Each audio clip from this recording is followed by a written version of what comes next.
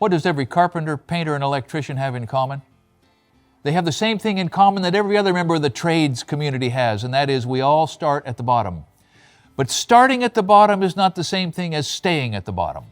Let's talk about the things that you ought to be thinking about if you're bored at the bottom, if you want a more sustainable career, if you want to make more money, and if you want to feel better about what you've done when you go home at the end of the day. So I'm talking to the young guys in the trade right now. Perhaps that's obvious, but the fact is you are not a catfish. You are not a catfish. You are not stuck sucking the mud at the bottom of the pond to get what you need to stay alive. You can be upwardly mobile in construction if you recognize and start making the choices, the deliberate choices, even if they're hard, to move up from where you were in order to occupy a better space. An easy way to do that is to look at the people that you want to be like, who inhabit the space you want to inhabit, and then very methodically break it down to see what they're doing. Because you've got agency. You can make choices. You can be accountable for the choices, and you can profit by the choices you make. The first part of establishing your brand, and that's what you're doing when you walk onto a job or when you meet someone at a lumber yard, wherever you meet them, you personally, the way you carry yourself, and perhaps most importantly, the way you look, establishes your brand. Your brand is then supported by reputation and the pictures you have of the work you've done, but don't overlook how you look. Because when we walk out in public, we put on a costume. It's a costume. It's a way that we have chosen to help people identify us. Choose wisely. Choose wisely. And do not, if you look, when you walk into someone's front room to give them a price for some big chunk of work, the way you looked on graduation day when you got out of high school, wearing a t-shirt with a logo of who knows what, and I don't know, fill in the blank, guess what? Guess what? They may call you again some number of years from now when you've got a little more experience, but they may just cross you off their list as someone that they weren't interested in taking a chance on. So you have to appear like someone that somebody will take a chance on, because that's what it is when we enter into a contract with someone to do work on our real property. So branding means your clothes have to be clean. Branding means you have to be shaved or at least trimmed. You've got to look like you have spent some amount of time projecting an appearance. You have to look like that, because if you don't have pride enough to make yourself look professional, they're not going to bet on you. You need to wash your truck once a week. Once a week. All right, maybe every 2 weeks in the summer, but it needs to look respectable, even if it doesn't look like a hot rod. And when you're branding yourself, don't get sucked into the trap of naming your business something cool. Your prospective clients don't care if you have a cool name. They care if you have a name that's clear and that establishes the expectations that you and they bring to the interaction. So be wise in what you call your business. Let me give you 4 things. 4 things that'll get you up away from the bottom feeding. I mean, guaranteed. First, become obsessive about cleaning the job site. If that means you have to hire another laborer or a laborer earlier than you would, spend some money to keep the job site clean. A lot of times people evaluate your performance on no basis other than whether or not the job site is clean, because they understand that. They understand an orderly job site. You can make that happen. Get into your own head and change what you prioritize. Don't prioritize so much kicking out the big chunks of work. One day it's a slab, the next day there's walls and a roof. Yeah, that's great. Become hungry to finish every detail as you go, if you can. Now, you can't always. But even though it doesn't seem to be producing as many of the units that you're being paid for, if you can train yourself to be hungry to check off the punch list items just as quick as you can, that's the next thing that people feel they can evaluate. Wow, he paid attention to that detail and that detail and that detail. That, my friends, means more money, eventually, and probably sooner than you think. The next 2 items are similar to this. You got to buy education somewhere. Now that means that sometimes you gird up your loins, take a deep breath, and jump into the deep end of the pool, even if you're not quite qualified, because you might know somebody that you could enlist on this job, maybe a particular high-end subcontractor, who can help you make up the difference between what you know right now and what you're going to know after you're successful on this job. It may just mean that you bid something low enough to be able to survive while you do it, because education is expensive and it has to be purchased. It may mean that you spend some more time on another guy's payroll who specializes in something that you want to be your niche. You want to be your niche. And so you decide you are going to wait to be self-employed until you've spent X months or years really nailing down what you're hungry to do. Now, the last item is, in this part of the conversation, as you're establishing your brand, the fastest way to no longer be a bottom feeder is to walk away from bottom feeding prices. Your prices will select your clients. Now, there's an aspect to human nature, and that is that the people who like nice things can't hire you if you don't charge enough. Is it possible for you to believe me in this? I hope so, because it's true. There are times, and most of us don't recognize it till we've been at it about 30 years, that the job you want can't be, it'll never be your job if you don't attach enough money to it that the people can brag about what they paid for it. Now that coincides nicely with the fact that if there's not a lot more money on a high-end job than you think there should be, you're going to be broke, because a high-end client expects a high-end product, and a high-end product takes way more time than a product for a bottom-feeding client. Now, don't misunderstand me. I'm not denigrating those of us who can't afford champagne, who can't afford a Rolex. I can't afford a Rolex. I am a bottom-feeding client for the people who provide the services that I have to hire. Well, maybe not as much anymore, but for most of my life I was. But those are not the people who will provide what you need to make your career sustainable. So let's talk about your bidding process as a way of getting education. If you're getting every bid, if you're getting 90% of your bids, if you're getting 80% of your bids, you, my friend, are too low.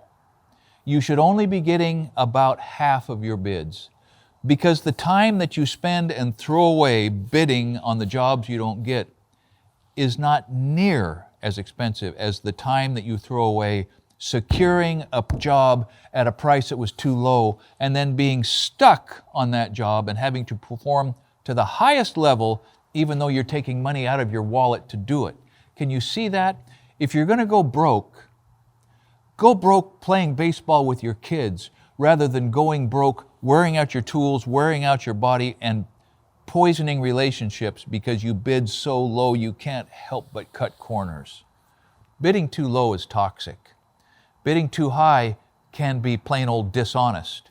You've got to find the spot where you're getting paid what you're worth for what you're doing.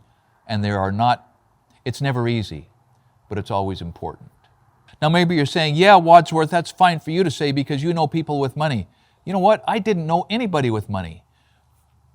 But if you don't break out of the circle of your life, if you don't break out of your circle of acquaintance, by the time you've built shops and garages and decks for your aunts and your uncles and your cousins and the people that you go to church with, you're going to be out of work.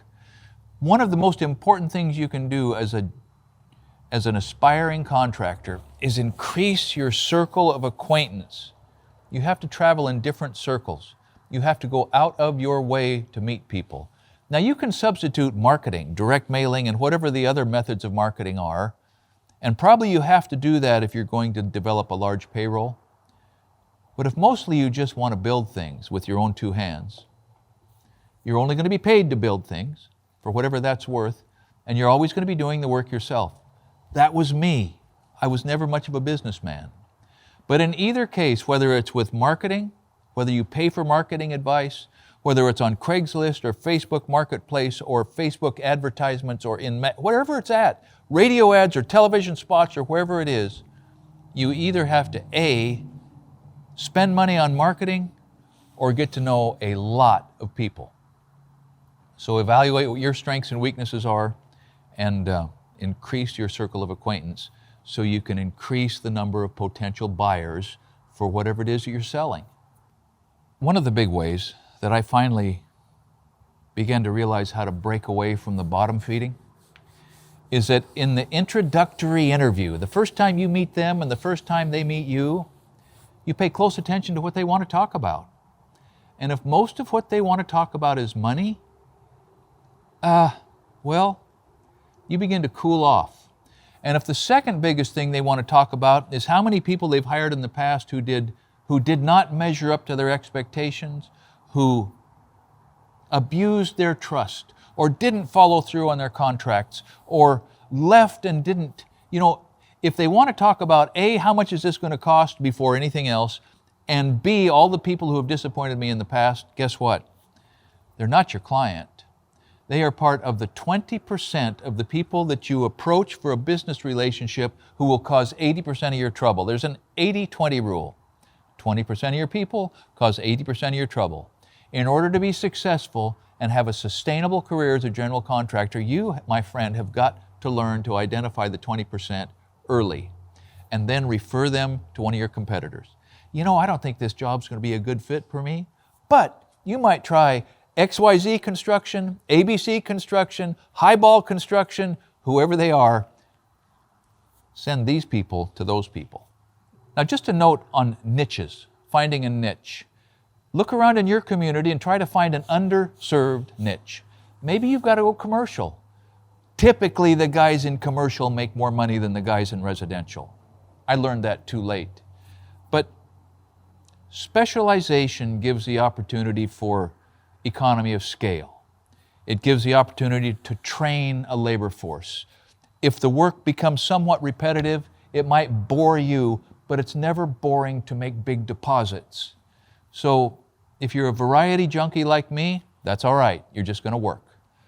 But if you're a businessman and can identify an underserved niche and then develop a labor force that is trained to fill that niche, yeah, you're going to enjoy vacations every year instead of just better jobs. All right, the last thing is the thing that I should have learned first. And it's easy for an old man to forget the reality of having to strain all the time because you're undercapitalized. Almost every startup contractor is undercapitalized, meaning you don't have any money. It's always barely enough. And you're tempted to kite.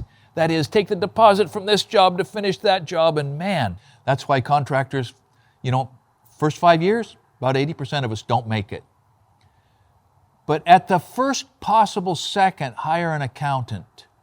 Don't burden your wife with this unless she's really a whiz-bang accountant type. Don't try to take it on yourself unless you like it, because you make more money bidding and selling than you do accounting. Now, it's going to take some discipline. You got to keep track of your receipts. You've got to apportion them to jobs, and ideally you go back and see if the reality of the work turned out the way you anticipated in the bidding. I never had the time for that. But please hire an accountant. You talk about expensive advice. Bad advice from an accountant is worse than no advice from an accountant. But find a good one, and then darn it, do what they say. The philosophy is always this: under-promise and over-deliver. Return every phone call, especially the ones when the people are disgruntled. Make it part of your vocabulary that whatever it takes, I'm going to make you happy. Yes, I will fix that. I will fix that. And if that person turns out to be one of the 20% and is abusing you, you grit your teeth and you hold on to the end and you walk away and you take their number out of your Rolodex and it becomes education. And if you have conducted yourself like a businessman, they might even recommend you. The best advertising there is a satisfied customer. The most damaging thing you can do is leave an unsatisfied customer. So you have to figure out how to make the choices as a person with agency, a person who can choose to be different. Most of our problems are either because we don't know what we want, or we're not willing to make the changes to get what we want. So to wrap this up, if you're happy at the bottom, that's okay. There are people who make money and have good lives bottom feeding. If you want to be at the very tip top, that's okay too, but the metaphor of whales pertains that no whale ever got harpooned who didn't surface, right?